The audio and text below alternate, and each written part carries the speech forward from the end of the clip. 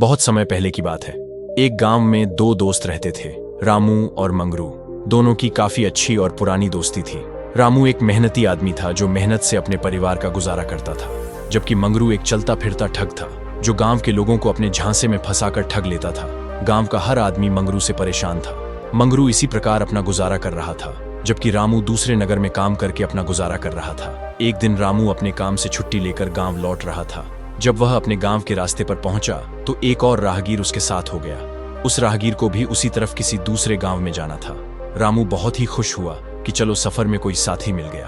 उसने सोचा कि अब सफर आसानी से कट जाएगा और हम बातें करते हुए जाएंगे तो थकावट भी महसूस नहीं होगी। मगर हुआ यूं कि दोनों चुपचाप काफी दूर तक चलते रहे। दोनों ने ही एक दूसरे से कोई बात नहीं की। रामू अपने साथी की इस खामोशी से बड़ा ही परेशान हो गया और बोला, भाई, हम दोनों इतनी दूर से साथ साथ चलते हुए आ रहे हैं, मगर यह कितनी अजीब बात है कि आपने मुझसे कोई बात नहीं की। कुछ तो बोलो ताकि सफर आसानी से कट सके। उस राहगीर ने जवाब दिया, देखो भाई, मैं ऐसे ही बात नहीं करता। मैं एक बात बताने के 4 आने लेता हूँ। रामू, जो कि इस सफर की खामोशी से काफी तंग आ चुका था, उसने अपनी जेब से 4 आने निकाले और उस राहगीर की हथेली पर रखते हुए बोला, यह लो 4 आने, मगर भगवान के लिए कोई तो बात करो। उस आदमी ने 4 आने अपनी जेब में रखे और कहा, सुनो भाई, जो बात बाहर देखो वो घर जाकर किसी को मत बताना। बस इतना कहकर वो राहगीर चुप हो गया। रामू ने सोचा कि राहगीर कुछ और भी बात करेगा, लेकिन वह तो खामोश ही रहा। थोड़ी देर की खामोशी के बाद रामू फिर से परेशान हो गया और बोला, अरे भाई, आपने 4 आने भी ले लिए और बस एक बात कही और फिर चुप हो गए। भला ऐसे भी कभी सफर कटता है? भगवान के लिए कुछ और बात तो करो। राहगीर ने जवाब दिया, मैंने तुम्हें बताया नहीं था कि मैं ऐसे ही बात नहीं करता। मैं एक बात के 4 आने लेता हूँ। रामू को गुस्सा आया। उसने अपनी जेब में से फिर से 4 आने निकाले और उस राहगीर के हाथ में रखते हुए कहा, ये रखो 4 आने। राहगीर ने वो 4 आने भी अपनी जेब में रख लिए और बोला, सुनो भाई, किसी बात पर भी कभी शर्त मत लगाना। इतना कहकर वह फिर से चुप हो गया। रामू का ख्याल था कि अब की बार 4 आने लेने के बाद वह और भी बातें करेगा, मगर वह तो खामोश ही रहा। इस तरह से थोड़ा सफर और तय हो गया। रामू को फिर से बेचैनी महसूस होने लगी। उसने कहा, भाई, तुमने 4 आने और भी ले लिए, मगर सिर्फ एक ही बात कहकर तुम फिर से चुप हो गए। यह भी कोई बात करने का तरीका हुआ? ऐसे तो हमारा सफर कैसे कटेगा? कोई और बात भी करो। उस राहगीर ने जवाब दिया, मैंने तुम्हें बताया था ना कि मैं एक बात करने के 4 आने लेता हूँ। राहगीर की यह बात सुनकर रामू गुस्से में आ गया।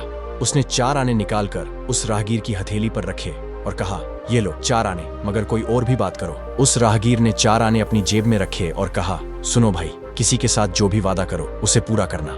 इतना कहकर राहगीर फिर से खामोश हो गया। रामू ने सोचा कि यह आदमी अब मुझसे काफी रकम वसूल चुका है, अब तो यह जरूर बातें करेगा, लेकिन वह फिर से चुप ही रहा। रामू उससे यह कहने ही वाला था कि वह कोई और बात करे कि थोड़ी दूर चलने के बाद वह जगह आ गई जहां से दोनों के रास्ते अलग अलग हो रहे थे। इस जगह पर पहुंचकर राहगीर ने कहा, लो भाई, यहाँ से हमारे रास्ते अलग अलग हो जाते हैं। तुम अपने गांव जाओ, मैं अपने गांव जाता हूँ, मगर जाने से पहले मैं तुम्हें एक बात जरूर बताऊंगा।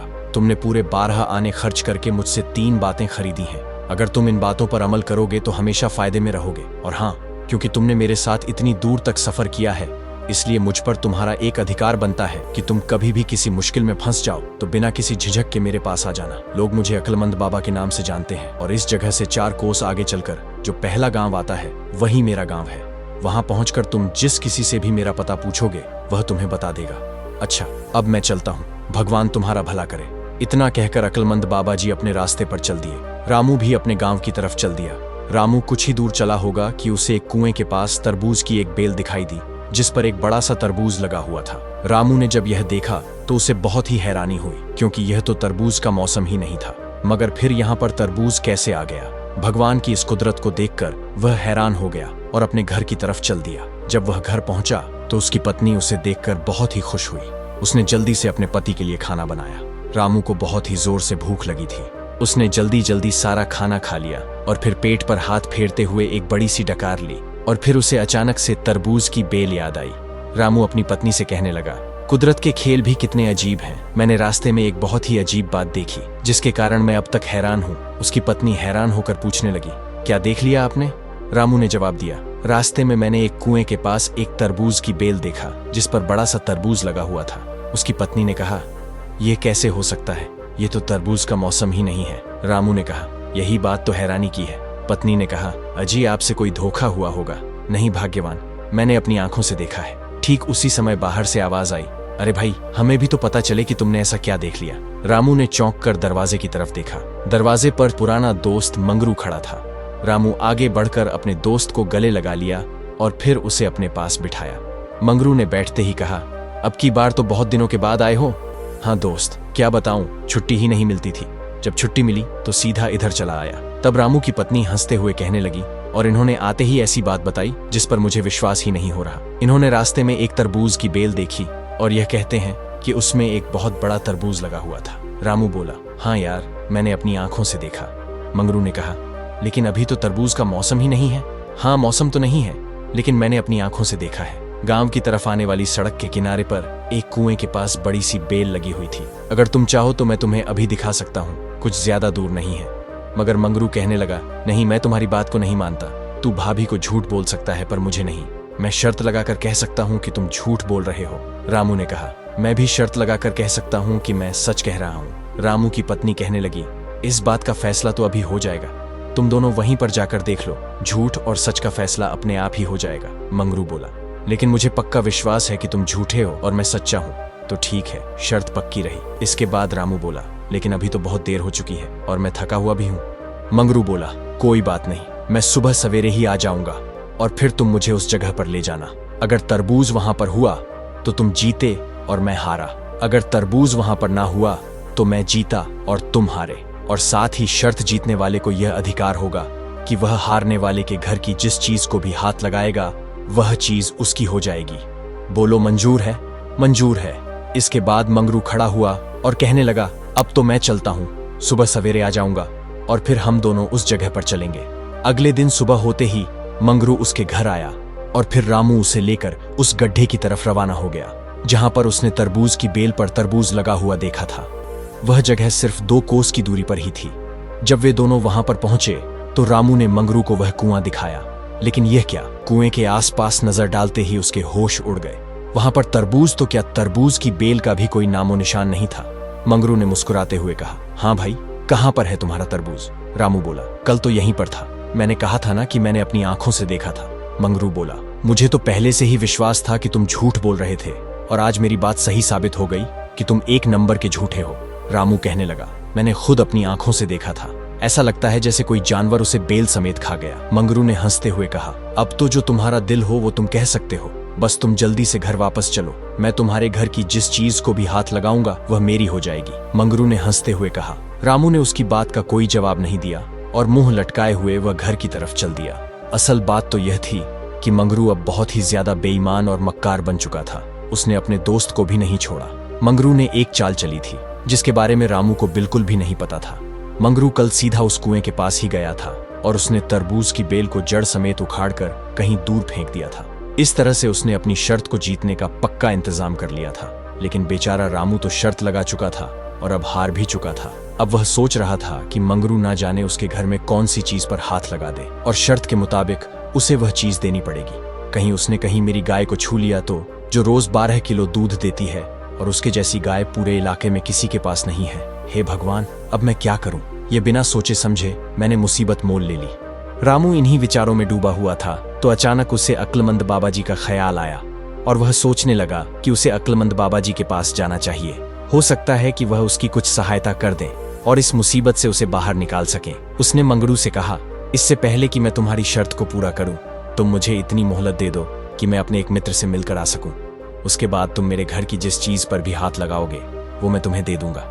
मंगरू ने दिल में सोचा कि शर्त तो मैं जीत ही चुका हूं, अब एक और दिन इंतजार करना पड़े तो भला इससे क्या फर्क पड़ता है। उसने रामू को यह इजाजत दे दी कि वह जाकर अपने मित्र से मिल ले। रामू सीधा अक्लमंद बाबा जी के गांव की तरफ चल दिया। वहां पहुंचा तो एक गली में कुछ बच्चे खेल रहे थे। उसने बच्चों से पूछा, बच्चों, क्या तुम्हें अक्लमंद बाबा जी का घर मालूम है? बच्चों ने कहा, हाँ हाँ, जानते हैं। रामू बोला, तो जरा बता दो कि उनका घर कहाँ पर है। बच्चे बहुत शरारती थे, कहने लगे, पता तो हम बता देंगे, पर पहले आप हमें बहुत सारा गुड़ देने का वादा करो। रामू ने कहा, ठीक है, मैं तुम्हें बहुत सारा गुड़ दे रहा हूँ। और वह नजदीक की एक दुकान के दुकानदार से कहने लगा, भाई, इन बच्चों को 1 किलो गुड़ दे दो। बच्चों ने कहा, नहीं, हमें तो बहुत सारा गुड़ चाहिए। रामू कहने लगा, ठीक है भाई, इन्हें 2 किलो गुड़ दे दो। बच्चे बोले, नहीं, हमें 2 किलो नहीं बल्कि बहुत सारा गुड़ चाहिए। रामू ने गुड़ की मात्रा 2 से 3 किलो, 3 से 4 किलो और फिर 5 किलो तक कर दी। लेकिन शरारती बच्चे एक ही बात पर अड़े हुए थे कि आपने हमें बहुत सारा गुड़ देने का वादा किया था। बच्चों और रामू के बीच अब बहस होने लगी थी तो दुकान के सामने लोगों की भीड़ जमा हो गई। लोगों की आवाज सुनकर अक्लमंद बाबा जी अपने घर से बाहर निकले और उन्होंने देखा कि रामू लोगों से घिरा हुआ था। उन्होंने आगे बढ़कर रामू को गले से लगा लिया और कहने लगे, अरे भाई, तुम यहाँ पर, और ये भीड़ कैसी है? रामू ने जवाब दिया, क्या बताऊं बाबा, मैंने इन बच्चों से आपके घर का पता पूछा था और इन्हें बहुत सारा गुड़ देने का वादा किया था। अब मैं इन्हें 1 किलो गुड़ देता हूं तो ये नहीं मानते, यहाँ तक कि मैं 5 किलो गुड़ भी दे रहा हूं तब भी ये नहीं मानते। बस एक ही बात पर अड़े हैं कि हमें तो बहुत सारा गुड़ चाहिए। मुझे तो समझ में नहीं आ रहा कि इनसे अपनी जान कैसे छुड़ाऊं। यह सुनकर अक्लमंद बाबा जी ने कहा, पहली बात तो यह है कि तुम्हें इन बच्चों से वादा नहीं करना चाहिए था, और अब तुमने वादा किया है तो उसे पूरा भी करो। रामू बोला, लेकिन यह तो किसी भी तरह से नहीं मानते, अब आप ही कुछ कीजिए।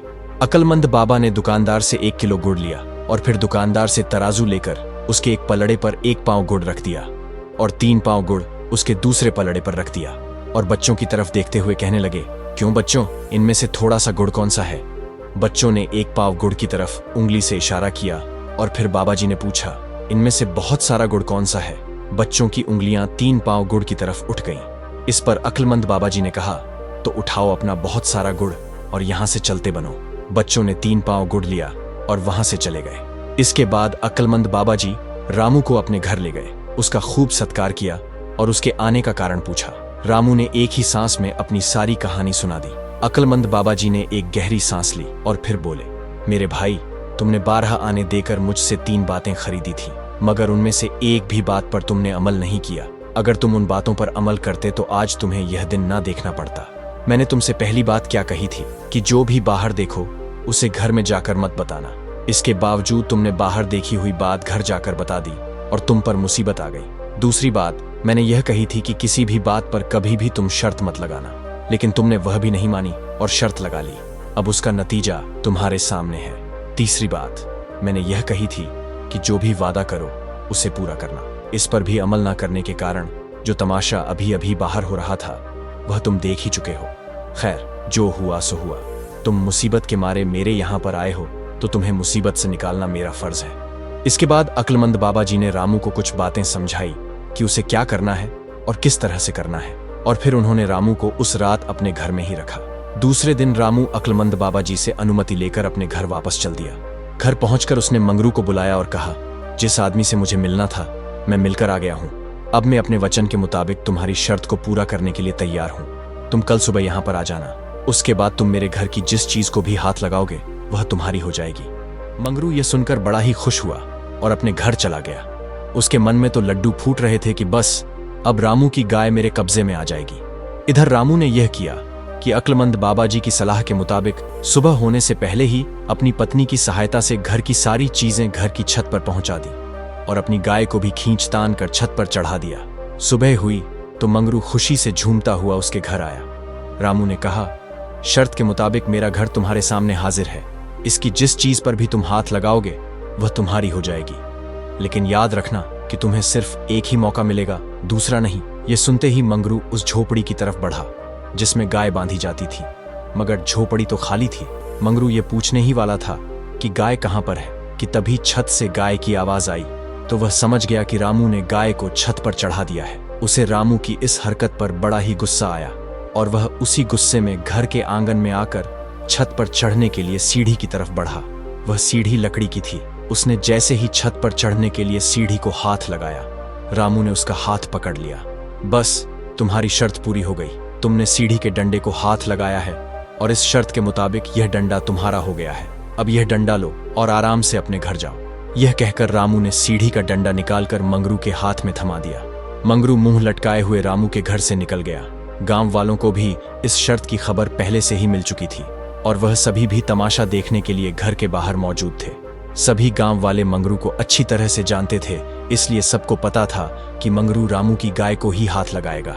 मगर जब वह मामूली सा लकड़ी का डंडा लिए हुए घर से बाहर निकला तो लोग उसका मजाक उड़ाने लगे। उसकी इतनी भी हिम्मत नहीं थी कि वह किसी से नजर मिला सके। इस घटना के बाद मंगरू और रामू की दोस्ती हमेशा के लिए खत्म हो गई। रामू इस बात से खुश था कि उसे मंगरू जैसे बेईमान और मक्कार मित्र से छुटकारा मिल गया था। इस तरह से मंगरू ने लालच में आकर न सिर्फ पूरे गांव के सामने अपनी बेइज्जती करवा ली, बल्कि अपने एक बहुत अच्छे मित्र से भी वह हाथ धो बैठा। दोस्तों, कहानी अच्छी लगी हो तो वीडियो को लाइक कर दो यार। कमेंट करना भी आपका फर्ज बनता है। खैर, चैनल को सब्सक्राइब करना तो आपकी मर्जी है। मिलते हैं एक और नई कहानी के साथ। तब तक आप सभी खुश रहो, स्वस्थ रहो, मस्त रहो। धन्यवाद।